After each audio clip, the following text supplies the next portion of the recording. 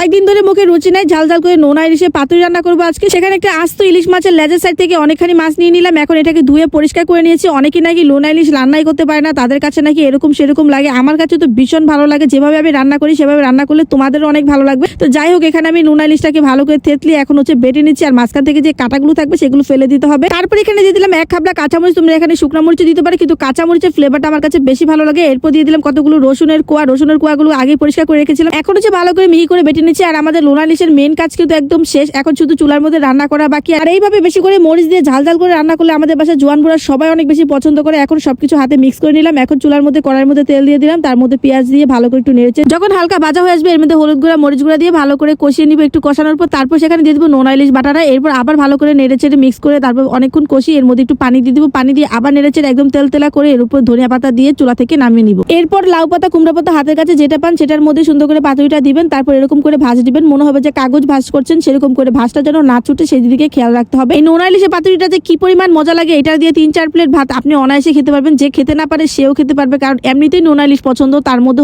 এরকম কুমড়ো পাতা বা লাউ পাতা যদি পাতুরিটা হয় তাহলে আরো বেশি মজা হয়। এরপর গরম তেলে উল্টায় পাল্টায় ভালো করে ভেজে একদম কালার করে চুলা থেকে নামাবেন। এরপর পরিবেশন করুন আর 2-3 প্লেট ভাত অনায়াসে খেয়ে ফেলুন। তো আজকে এই বন্ধু ভিডিওটা ভালো লাগলে লাইক কমেন্ট শেয়ার পেজে ফলো দিয়ে দিও। আল্লাহ হাফেজ।